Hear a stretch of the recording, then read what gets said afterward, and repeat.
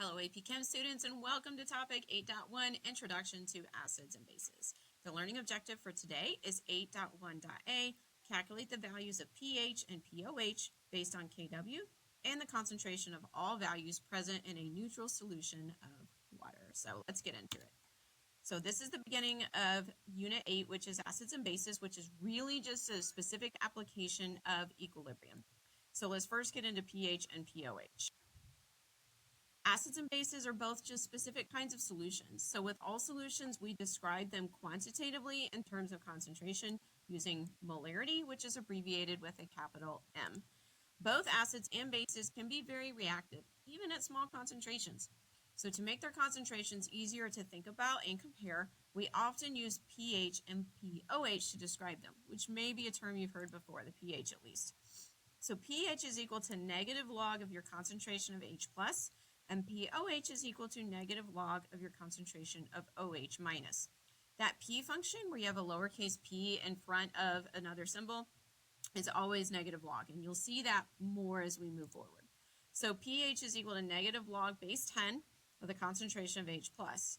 So therefore, if you wanted to calculate the concentration of H plus and you know the pH, you can take 10 and raise it to the power of, that should be negative pH, okay? And that will give you the concentration of H plus. So you can see that as our pH increases, our concentration decreases because a log is an exponent. And so since we're taking the negative log, we're taking the opposite of the exponent. So you can see that the lower the pH, the higher the concentration of H plus, okay? Also remember that a logarithmic scale goes by orders of magnitude. So a change in pH from 3 to 4 is actually a tenfold increase, not just an increase of 1. Okay, so acid-base review, this is from Unit 4, but it's important to remember the information about acids and bases that we learned. So as a quick review, acids are described as proton donors, bases are defined as proton acceptors. That's the Bronsted-Lowry theory. I'll move my head over here. We can label an acid-base reaction with the terms acid, base, conjugate acid, and conjugate base. So if we look at the dissociation of carbonic acid into bicarbonate and hydronium, that would look like this. We can label H2CO3 here as an acid. The water in this case acts as the base because H2CO3, which we can recognize quickly as an acid because it starts with the H, that H transfers to the base, and so the base acts as a proton acceptor. So then H3O plus becomes what's called the conjugate acid, and HCO3 minus becomes the conjugate base. So the conjugate base are the leftovers after the acid loses the proton. The conjugate acid is the result of a base gaining a proton, because then this equilibrium can turn around and go in the other direction, in which case the conjugate base would act as the base and the conjugate acid would act as the acid. Water is amphoteric, which is a term that means it can act as either an acid or a base. And we see other species like that as well, most notably when you have an acid that has two hydrogens like this. Once you lose one of them, the resulting conjugate base is also amphoteric. So HCO3 minus here could lose that proton and act as an acid, or it can turn around and gain the proton back and act as a base. So it can go either way. So the conjugate base of a polyprotic acid is also amphoteric. We'll get more into polyprotic acids later. Okay, so water is amphoteric. So that water can accept a proton and become H3O plus. It can also lose a proton and become OH minus. We're going to look at that reaction more right now. That's called the autoionization of water.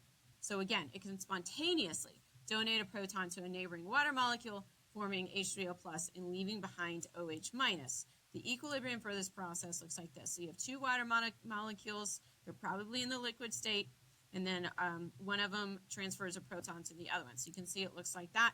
This is what it looks like in terms of a ball and stick model. And so you take this hydrogen and it transfers over there.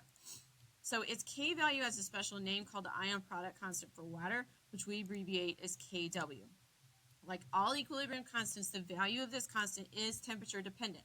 Now, the value that we're going to use most often is the value at 25 degrees Celsius, which is when Kw is equal to 1.0 times 10 to the negative 14. Now, I want to remind you that equilibrium constant is equal to the concentration of H3O plus times the concentration of OH minus. So then that leads us to think about what neutrality actually is.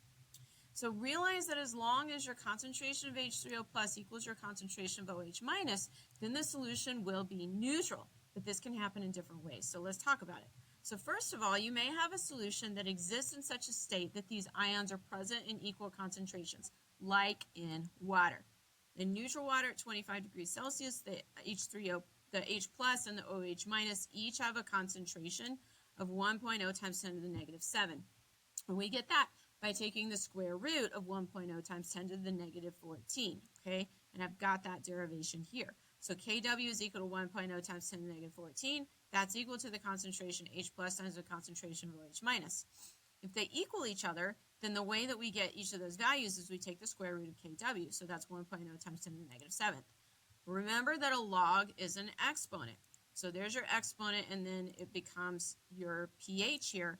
This is why we're used to thinking of neutral pH as pH of 7, because 25 degrees Celsius is what we consider to be room temperature. And so this is often the case, or something really close to it. But actually, the true definition of neutral is when your moles of acid is equal to your moles of base. So if you have an excess of H plus, that's acidic. If you have an excess of OH minus, that's basic. If they're equal to each other, that is neutral. Okay, and that sets up our other possibility for neutralization, which is where you have a reaction. So you could have an acid and a base that could be combined until the moles of acid equal the moles of base. Remember that this process of combining acids and bases has a special name called neutralization. And when the acid and the base are combined, the resulting compound formed by the conjugate acid and the conjugate base is called a salt. Okay, so you're going to see this reaction here. And so you can see here comes the acid, here comes the base, they rearrange, there goes the salt, there goes the water, okay? And then here it is again in another representation. So this is also where you have a neutral solution. But again, this has to be done very carefully so that your moles of acid and your moles of base cancel out. And we're going to talk about this more as we move forward in the unit. So there is a relationship between pH and POH. Because a neutral solution is one in which the concentration of H3O plus equals the concentration of OH minus, we can relate pH and POH to each other in pure water, especially because we know that those multiplied together equals the ion product dissociation, Kw. At 25 degrees Celsius, we know that neutral is 7 for both of them. And then you can see that as pH goes up to 8, as pH goes up to 8, POH would go down to 6, and then vice versa. That's because, again, concentration H plus times concentration OH minus is equal to 1.0 times 10 to the negative 14. Then a log is an exponent. So if we're going to do pH and POH, when we multiply exponents, we add them. So then pH plus POH is equal to 14. That's how we take pH plus POH is equal to pKw. And so pKw, the negative log of negative 14, is just 14. Okay, so let's talk about Kw a little bit more. If you change the temperature of the system, your Kw changes accordingly. That's true of all equilibrium constants. So let's look at it. Here's a table of Kw values. This is the one you're used to. At 25 degrees Celsius, your Kw is 1 times 10 to the negative 14, right? You can see that as the temperature increases, the Kw also increases. This means that at a higher temperature, water is ionizing to a greater extent. Whoops, a little bit of redundancy here. But this water is still neutral. What's kind of weird to think about is it's not neutral at pH of 7. It's at a pH lower than 7, okay? And that's because your Kw has changed. So if we take the square root of this Kw, this is not going to be 7. It's going to be a number that is slightly less than 7. That is actually really important biologically because the pH of water has major effects. So it's still neutral. Your moles of acid, your moles of base are still canceling each other out, but no longer at a pH of 7. And because the pH and POH scales are log scales, each increase of 1 changes the concentration of H plus or OH minus by a power of 10. That's pretty significant, especially for something that might live in water like fishies. Okay, so let's look at this. So if you look at, here's your distilled water. So this is pure water, and at 25 degrees Celsius, this would be neutral at 7. You can see that as we go slightly acidic, that might be something like saliva.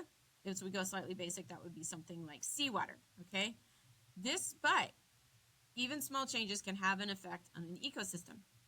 Almost every biological system is pH dependent. A few examples include enzymes, bacteria, DNA, and lipids, which are fats, okay? There are many others, all right? If you think about global warming and pH, or climate change, excuse me, this is why one of the many reasons why climate change has an impact on ecosystems, especially if we think about the ocean.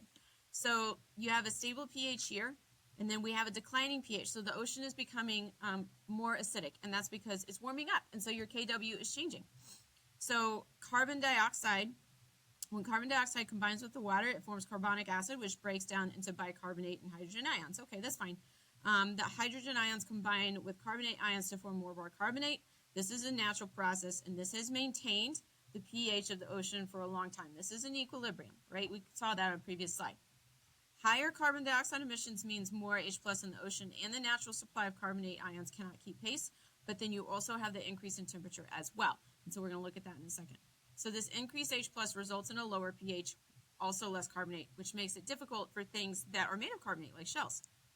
Okay, and so then again, you also have this pH dependence, and so you can see some things have a rather narrow band, like here's the pH of your blood, right? Some things have a pretty wide band. Plants can tolerate a lot of different things, but we know that to be true because plants live in a lot of different climates. But if you look at this, if you go lower than pH 3, fish die. If you go higher than pH of 11, fish die.